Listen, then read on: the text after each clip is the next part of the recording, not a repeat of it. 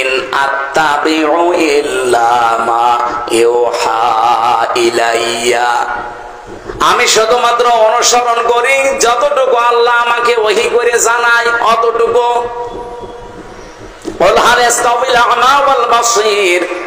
বলেন যারা চক্ষুষ্মান এবং যারা অন্ধ, যারা ভালো এবং মন্দ পথে আছে তারা কি দুইজনের সমান? আফালা তাতাফাক্কারুন, এরপরেও কি তোমরা চিন্তা ভাবনা করবা না? এতটুকু বাংলা অর্থ ছিল। এবার আসেন তো, যেহেতু সিরাতের মাস আরম্ভ হয়েছে, নবীজির জন্মের মাস অংশে আমরা সিরাত মাহফিল দিয়ে থাকি, মিলাদ মাহফিল দিয়ে থাকি। বাংলাদেশের কুষ্টিয়া, চুয়াডাঙ্গা, মেহেরপুর এই অঞ্চলের এই 22-23টা জেলা বাদ দিয়ে অন্যান্য জেলাগুলোতে যে আপনি যদি মিলাদের বিরুদ্ধে শক্ত কথা বলেন, স্টেজে আপনাকে অপমান করে ফেলবে। অথচ সেই কথাটা আমরা সঠিকভাবে তুলে নিয়ে আসতে চাই, ওইটা আমাদের বলতে দেয় না। মিলাদ এবং সিরাত এই দুইটা শব্দ, আমি সেদিন ওই যে ভার্সিটির আগে কোন জায়গায় যেন একটা টাচ দিয়েছিলাম যে এই পৃথিবীর ময়দানে শ্রেষ্ঠ মানুষ যেহেতু মুহাম্মদুর রাসূলুল্লাহ, তার জন্ম বৃত্তান্ত নিয়েও যদি আপনি আলোচনা করেন, যেটা মিলাদ নামে আমরা মনে করি, মিলাদ মানে ওয়েলাদুন থেকে, এটার বাংলা অর্থ জন্ম বৃত্তান্ত। নবীজির জন্ম বৃত্তান্ত আপনি আলোচনা করেন, মিলাদ অনুষ্ঠান করে, অসুবিধা নেই, কিন্তু ওখান থেকে যে শিক্ষা দিতে চাই ওইটা আপনাকে নেওয়া লাগবে। মিলাদ যারা মানুষকে দিয়ে দেন, আমাদেরকে ডাক দিয়ে হুজুর মিলাদ পড়ে দেন, আমি মিলাদের যতগুলো শিক্ষা পেয়েছি তার অন্যতম শিক্ষা এইটা। একটু ভালো করে শুনবেন, এটা যদি মানতে পারেন আপনি মিলাদ দেন, আমি আপনার মিলাদ পড়াবো কালকে। যদি মানতে না পারেন আপনার মিলাদ দেওয়ার দরকার নেই, আপনার আরো গুনাহ হবে। এক নম্বরে, এটা সিরাত ইবনে হিশামের ভেতর থেকে বলছি, বিশ্ব নবী পৃথিবীতে আসার পরে সর্বপ্রথম যেই মহিলার দুধ পান করেছিলেন ওনার নাম উম্মে আইমান। দ্বিতীয় যে মহিলার দুধ আল্লাহর নবী তার আপন মা বাপ দিয়ে পান করেছিলেন, এ মহিলার নাম হযরতে হালিমাতুস সাদিয়া রাদিয়াল্লাহু তাআলা আনহা। সিরাত ইবনে হিশাম, এ মহিলা এসে যখন নবীকে কোলে তুলে নিয়েছে, ডান স্তন দিয়েছে, তিনি পান করলেন, বাম স্তন মুখে লাগিয়েছে, উনি মুখ বের করে নিলেন। হযরতে হালিমা বলেন, একবার, দুইবার, তিনবার তার মুখে আমি স্তন দিলাম, তিনবারই তিনি বের করে দিলেন। চোখের ইশারা দিয়ে আমাকে জানাতে চাই, মা হালিমা জোর করেন কেন? আমি জানি আপনার একটা সন্তান আছে, তার নাম আব্দুল্লাহ।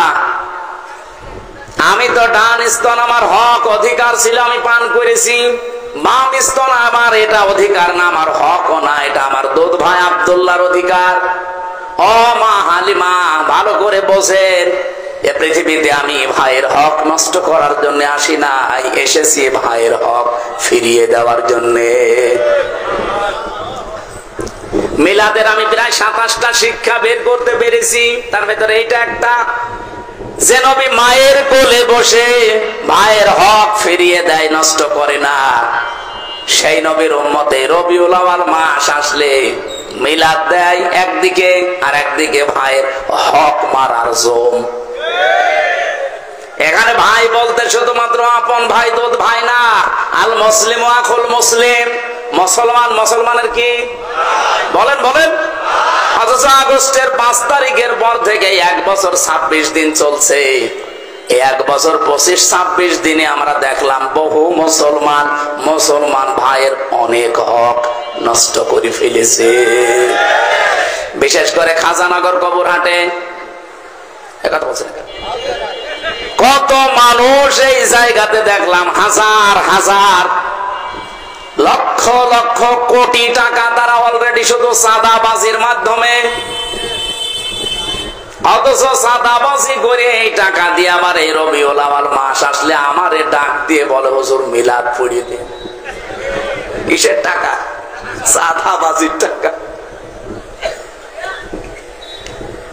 বিশ্বনবী মায়ের কোলে বসে ভাইয়ের হক নষ্ট করে না, আর আপনি এত বড় হয়ে গেছেন রবিউল আউয়াল মাসে মিলাদ দেবেন। কি দিয়ে মিলাদ দিচ্ছে। একটা একটা করে যদি এখন নিচে নামা হয়, আমার মনে হয় আমি সবাই ধরা খেয়ে যাব। দরকার নেই, অন্তত এদিক ওদিকে 5 কেটে চলে যায়। এবার আমার প্রশ্ন, এই পৃথিবীতে বিশ্ব নবী আসার পর থেকে আজকের এই দিন পর্যন্ত বহু মানুষ নবীর শুধু মিলাদ, জন্ম এইটা মেনেছে, খুশি হয়েছে, বেজার হয়েছে, কিন্তু নবীর আদর্শ যেটা, সিরাত যেটা, তার জীবনী যেটা, শুধু জন্ম বৃত্তান্ত না, তার জীবনী, এই কথাগুলো যখনই তাদেরকে মানতে বলা হয়, এ মানুষগুলো শুধু মিলাদ মানতে রাজি, সিরাত মানতে রাজি না।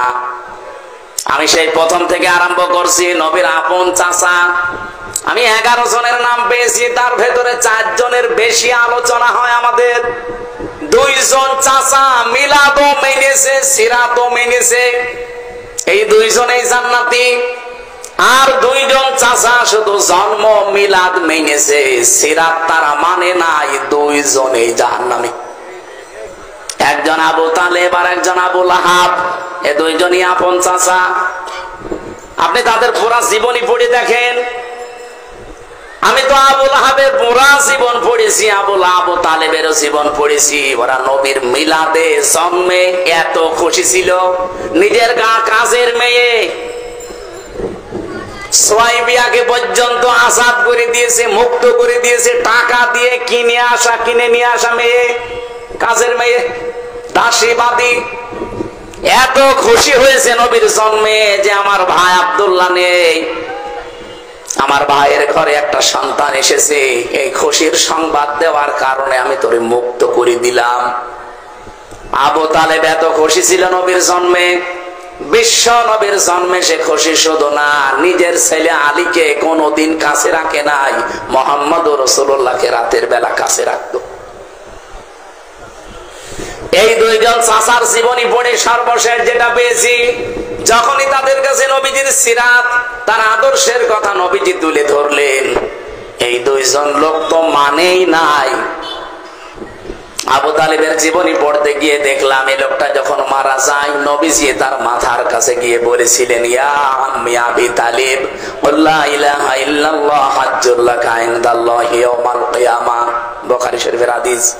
চাচা, আপনার জোরে বলা লাগবে না, শুধু আস্তে করে আমার কানের কাছে মুখ নিয়ে আল্লাহর একত্ববাদের স্বীকৃতিটা দেন, রিসালাতের স্বীকৃতি আপনার দেওয়া লাগবে না। শুধু বলেন লা ইলাহা ইল্লাল্লাহ মুহাম্মাদুর রাসূলুল্লাহ বলার দরকার নেই, এটা আমি নিজে জানি। শুধু আপনি আল্লাহরটা দেন। আমি আপনাকে গ্যারান্টি দিচ্ছি, এই মুহূর্তে কিয়ামতের দিন আল্লাহর সামনে আপনার ব্যাপারে আমি ঝগড়া করে জান্নাতে নিয়ে যাব। পাশে দাঁড়িয়েছিল আবু জেহেল, আবু সুফিয়ান, ডাক দিয়ে বলে, নেতা পড়বা, সারা জীবন বাপ দাদার ধর্ম মানলে এখন নতুন ধর্ম অনুসরণ করে কলঙ্কিত হবা। মানুষ তোমাকে কাপুরুষ বলবে, ভীরু বলবে, সারা পৃথিবীতে একটা বদনাম হয়ে যাবে তোমার। ও আর পড়ে না, ডাক দিয়ে বলে, মুহাম্মদ ভাতিজা আমার, তোমাকে আমি ভালোবাসি, তোমার সেই জন্মের দিন থেকে আজকের পর্যন্ত আমি তোমার পেছনে আছি, কিন্তু তোমার এই আদর্শটা আমি মানতে পারলাম না। তোমার নিয়ে আসা এই আদর্শ মেনে নিলে আমি মারা যাব, এখন মানুষ আমার বদনাম বের করবে, তুমি আমারে মাফ করে দিও। বলেন তো, মাফ করার মালিক কি নবীজি না আল্লাহ? সঙ্গে সঙ্গে করেন আয়াত নাযিল হয়েছে, ইন্নাকা লা তাহদি মান আহবাবতা ওয়ালাকিন্নাল্লাহা ইয়াহদি মান ইয়াশা। হে নবী, আপনি যাকে ভালোবাসেন তাকে হেদায়েত দিতে পারেন না, বরং আমি আল্লাহ যাকে চাই তাকে হেদায়েত দান করি। আর আপনার চাইতে আমি অনেক বেশি ভালো জানি, আলামু ইসমে তাফসিল, এটা সুপারলেটিভ ডিগ্রি। আপনার চাইতে আমি অনেক বেশি ভালো জানি যে হেদায়েতটা পাবে কে। এই লোকটা আপনার মিলাদে খুশি ছিল, আপনার জন্মে খুশি ছিল, সারাটা জীবন আপনাকে বাড়িতে রেখে খাওয়িয়েছে, লালন পালন করেছে, কোলে নিয়েছে, কাকে নিয়েছে, পিঠে নিয়েছে, মাথায় নিয়েছে, কিন্তু আপনি আদর্শের কথা বলতে গেলে এই লোকটার মানে নাই। এই জন্য আমি আল্লাহ তাকে মাফও করি নাই। এরপরও হাদিসের শেষ অংশে আছে নবীজি নিজে আবু তালিবের কবরের পাশে দাঁড়িয়ে বলেছিলেন, আল্লাহ আমার চাচা আবু তালিবকে মাফ করে দেন। সঙ্গে সঙ্গে জিবরাইল এসে বলে, হে নবী হাত নামান। কার জন্য হাত তুলেছেন? এই লোকটা আপনার চাচা, আমি জানি। আল্লাহ পাক আমাকে পাঠিয়েছে, লোকটা আপনার চাচা, আল্লাহ ভালো করে জানে, কিন্তু লোকটা তো মুশরিক। কি বলেন বলেন? সূরা তাওবার 113 নম্বর আয়াত নাযিল হয় ওই সময়, মা কানা লিন-নাবিয়্যি ওয়াল্লাযীনা আমানু ইয়াস্তাগফিরু লিল মুশরিকিন ওয়ালাউ কানু লি কুরবা ইলা আখির আয়াত। কোন নবীর জন্য এটা শোভনীয় না, জায়েজ না, উচিত না। শুধু মুমিন নবী না, মা কানা লিন-নাবিয়্যি ওয়াল্লাযীনা আমানু, এবং ঈমানদারদের জন্য এটা জায়েজ নেই যে কোন মুশরিক যদি মারা যায় তার জন্য আল্লাহর কাছে ক্ষমা চাবে, মাফ চাবে। কোন নবীর জন্যও জায়েজ নেই, ঈমানদারদের জন্যও জায়েজ নেই। আপনি চিন্তা করতে পারেন যে নবী জীবনে হাত তোলা লাগে নাই কোনদিন, মনের ভেতরে কামনা আসলে কবুল হয়ে গেছে। এখান থেকে শুধু আঙ্গুল তুলেছিলেন, আকাশের চাঁদ পর্যন্ত খণ্ড হয়ে গেছে। পা তুলেছিলেন, আরো সে চলে গেছে। ওনাকে এমন পাওয়ার আল্লাহ দিয়েছিলেন, হ্যাঁ বললে হালাল হয়ে যায়, না বললে হারাম হয়ে যায়। তাকে সারে বলা হয়, শরীয়ত প্রণেতা। এই নবী হাত তুলে বসে আছে চাচার জন্য। আল্লাহ হাত শুধু ফেরত দেয়নি, ফতোয়া জারি করে দিলেন যে শুধু আপনার জন্য না, কোন ঈমানদারদের জন্য এটা জায়েজ নেই। কোন মুশরিকের জন্য ক্ষমা চাবি আমি আল্লাহর কাছে, কারণ আমি এত রেগে থাকি মুশরিকদের প্রতি। ওয়াকদিমনা ইলা মা আমিলু মিন আমালিন ফাজআলনাহু হাবাম মানসুরা। সূরা ফুরকানের 23 নম্বর আয়াতে আছে, মুশরিকরা যে আমল নিয়ে আল্লাহর কাছে উঠবে, ওর ভেতরে শিরিকের গন্ধ আল্লাহ দেখবে, ধুলি কণার মতো ওর মুখের উপরে নিক্ষেপ করবে। প্রশ্ন আসতে পারে, মুশরিকদের প্রতি এত রাগ কেন আল্লাহর? এইদিকে তাকান, এই ছেলে, এই বসেন বসেন, একটু একটু একটু পরে যাবেন। খুব বেশি সমস্যা হলে যান, নাই তো একেবারে আপনি পরিবেশ নষ্ট করেন না ভাই। এই এদিকে তাকান ভাই। মুশরিকদের প্রতি আল্লাহর এত বেশি রাগ হওয়ার কারণ কি? কোরআন শরীফ পড়তে গিয়ে যত গুনার কথা পেয়েছি, সব গুনাহ আল্লাহ মাফ করে দিলেও দিতে পারে, শিরিকের গুনাহ আল্লাহ মাফ করে না। এ কথা নেই? এত কঠিন কেন? ও জগতি জেসুয়াবাসী, এই মুহূর্তে যদি রাত 11টা বাজে, এখন বাড়িতে যেয়ে দেখেন আপনার স্ত্রীর কাছে পাশের বাড়ির একজন শুয়ে আছে, কিছু করেনি, শুধু শুয়ে আছে, আপনার ভালো লাগবে? শুধু ভালো লাগবে তা না, খারাপ লাগবে তা না। হাতের কাছে যা আছে আমার মনে হয় 2 ভাগ করে ফেলবেন। আপনি কি করেন স্ত্রীর জন্য এমন? 22 বছর 25 বছর একটা মেয়েকে বিয়ে করে তাকে আপনি শুধু ভরণ পোষণ দিয়েছেন, এই তার জীবন দেননি, তাকে সুস্থ থাকার জন্য যা লাগে আপনি তাও দেননি। এগুলো সব দেয় কে? ওই বীর্য থেকে এ পর্যন্ত বানিয়েছে পুরাটা দায়িত্ব আমার আল্লাহর। আপনি তো 22 বছরে 25 বছরে বানানোটা পেয়েছেন। আপনি 22 বছরের পরে পেয়েই যদি আপনার এত অধিকার হয় স্ত্রীর উপরে কিছু জিনিস দেওয়ার মাধ্যমে, সেই বীর্য থেকে শুরু করে আমির হামজা পর্যন্ত যিনি বানিয়েছে, আমার বাবা মা শুধু বিছানায় ছিল, এতটুকুই শেষ। বাকি আমার উপরে পরিপূর্ণ দায়িত্ব কার? সে আল্লাহ যদি দেখে যে তার সাথে তার বান্দা অন্য কাউকে দাঁড় করিয়েছে, আল্লাহর কসম ওই স্বামীর মতো আল্লাহ রেগে থাকে। আপনাকে 2 ভাগ করেন, আপনার কপাল। এবার আসেন, শিরিক যত প্রকার হচ্ছে পৃথিবীতে, আল্লাহ এত রেগে থাকেন মুশরিকদের উপরে যে নবীকে বললেন দোয়া করা জায়েজ নেই, ওয়ালাউ কানু উলি কুরবা, যদিও নিকট আত্মীয় হয়। ঈমানদারদেরকে আল্লাহ ঘোষণা দিয়েছেন আল্লাযীনা আমানু, ঈমানদারের জন্য জায়েজ নেই। অথচ আমরা বাংলাদেশে দেখি টাটকা মুশরিক মরে যায়। আরে মাওলানা তারেকুর রহমান, আমির হামজা এদেরকে নিয়ে 10টা গরু জবাই করে আমরা জান্নাতে দিয়ে দেই, মনে হচ্ছে কন্ট্রাক্টরে নিয়েছি। জান্নাতটা আমাদের বানানো নাকি? এগুলো সব ধোঁকাবাজি, প্রতারণা ছাড়া কিচ্ছু না। আপনি শিরিক থেকে আগে বাঁচেন। এবার বলেন আমি তো এরকম শিরিক করি না, কে বলেছে আপনাকে? আমরা পদে পদে শিরিকে আছি। এর একটা দুইটা করে কয়েকটা প্রমাণ আমি পেয়েছি।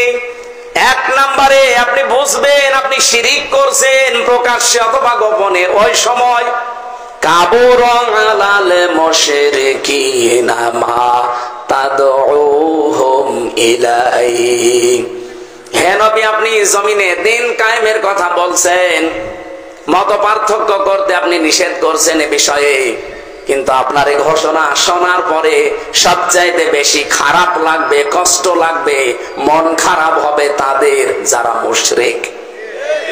সুতরাং বাংলাদেশে আমরা যারা দিন কায়েমের কথা বলি, আল্লাহর এই জমিন বানিয়েছেন তিনি, হুকুমও চলবে তার, এই কথা বললে রাজনীতির মনে করে বিভিন্ন রকমের দোষ আমাদের উপরে চাপিয়ে যারা আসতে চান না, আপনি বিশ্বাস করতে পারেন আপনার দ্বারা কোন শিরিক হচ্ছে?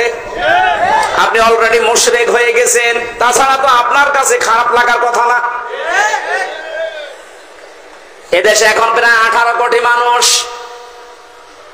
7 কোটি 20 লাখের একটা টার্গেট আমি পেয়েছি একটা জরিপে। এই 7 কোটি 20 লক্ষ মানুষ এখন বলছে আমরা এই দেশে রাষ্ট্রীয়ভাবে ইসলাম দিন কায়েম এটা চাই। এই মানুষগুলো আমার মনে হয় এরা প্রকাশ্যে গোপনে শিরিক থেকে অলরেডি মুক্ত।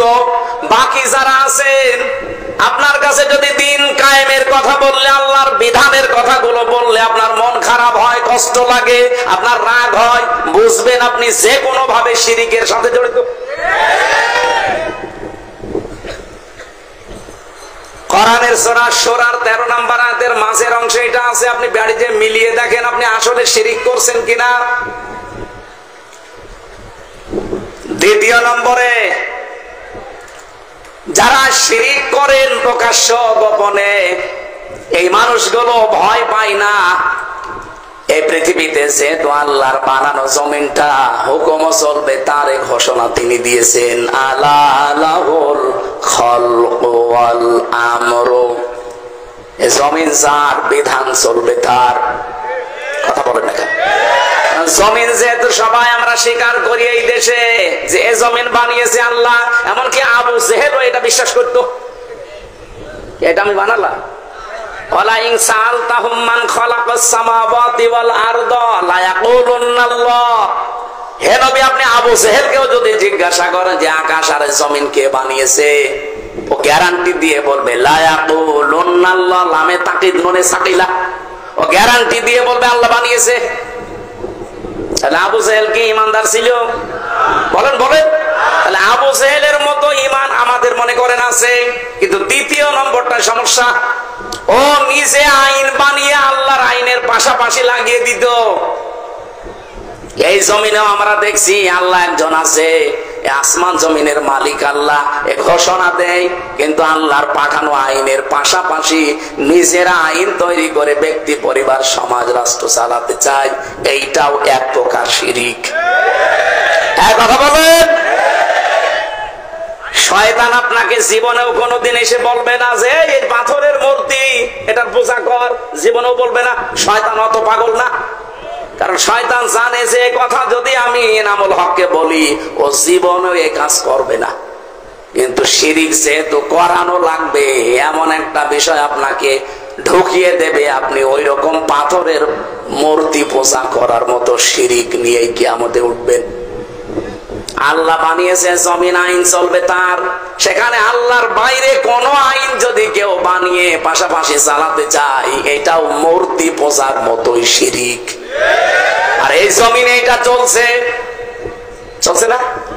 সুতরাং এই দেশে যারা আল্লাহর আইন বাদ দিয়ে মানুষের তৈরি করা আইন কায়েম করতে চান, আপনি আমার মনে হয় আবু জেহেলের মতো ইমানের দাবিদার। এর চাইতে স্পষ্ট বলার কায়দা আর নেই। এরপরও যদি কেউ না বোঝার ভান করে থাকেন, এদিকে আসেন। ছড়ে কোদাল ছাড়া আপনার আর সম্ভব। এবার আমার প্রশ্ন ছিল কি, দুইজন নবী, দুইজন চাচা শুধুমাত্র জন্ম মানত, নবীজির মিলাদ মানত, একটা আবু তালেব আর একটা আবু লাহাব। দুইজনেই জাহান্নামী, কারণ তারা নবীর আদর্শ মানে। সিস্টেম অপর পৃষ্ঠায় দেখুন, আরো দুইজন চাচা, হযরতে আব্বাস, হযরত আমির হামজা রাদিয়াল্লাহু তাআলা আনহুমা। এই দুইজন চাচা শুধুমাত্র জন্ম মানে নাই। আমির হামজার পুরা জীবনী পড়েছি, নবীর জন্মে এমন বেশি খুশি হয়েছিল হযরতে আব্বাসও, কিন্তু নবীর সিরাত মানতে গিয়ে এই দুইজন অগ্রণী ভূমিকা পালন করেছে জীবনের সর্বোচ্চ দিয়ে।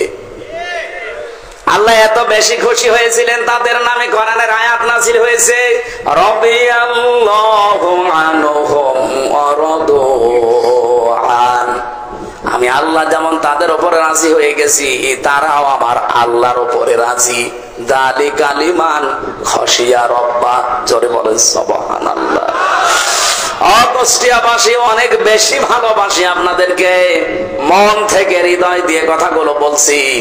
এই সিরাতের মাসে, এই মিলাদের মাসে, জন্মের মাসে আপনি যদি শুধু জন্ম নিয়ে আনন্দে শেষ করে দেন, তার আদর্শ যদি আপনি না মানতে পারেন, আল্লাহর কসম আপনিও কিন্তু আবু লাহাব, আবু তালেবের মতো হয়ে যাবেন। আমরা মিলাদ মানি, সিরাত মানি, কথা বলেন না কেন? আমরা মিলাদ মানি, সিরাত মানি। এবার আপনি মানবেন কতটুকু সিরাতটা? একটা পর্যায়ে নিয়ে এসেছি আমি, সূরা আল ইমরানের 31 নম্বর আয়াতে আমরা পেয়েছি। এই মাস আসলেই দেখবেন এই আয়াতটা বেশি পড়া হয়। কুল ইন কুনতুম তুহিব্বুনাল্লাহা ফাত্তাবিউনি ইউহিব্বুকুমুল্লাহ ওয়া ইয়াগফির লাকুম যুনুবাকুম আল্লাহু গফুরুর রহিম। এই একটু ভালো করে শুনবেন, এটা গতানুগতিক ভাবে না, এখান থেকে একটা শিক্ষা নিয়ে যাব আজ। ইবনে কাসির থেকে বলছি এটা। নবী আপনি বলেন, যদি আল্লাহকে ভালোবাসি, এই কথা বলতে চাও, এই কথা বলতে চাই না আমরা? আল্লাহ তোমাকে ভালোবাসি, দাবি আমাদের আছে না নেই? এই দাবি যারা করেন তাদেরকে আল্লাহ বলছেন, এ দাবি করার আগে সবাইকে একটা আদেশ দিলাম, ফাত্তাবিউনি, তারা যেন আপনার অনুসরণ করে, তারা যেন আপনাকে ভালোবাসে। কথা কিন্তু এই জায়গায় নেই। তাহলে আল্লাহ হাব্বন দিতেন, তাবন দিয়েছেন।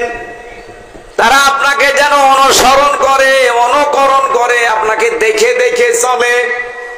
এটা যদি তারা করতে পারে, তাদের আমি আল্লাহকে ভালোবাসা লাগবে না, ইউহিব্বুকুমুল্লাহ, আমি নিজেই তাদেরকে ভালোবাসছি, বাসবো।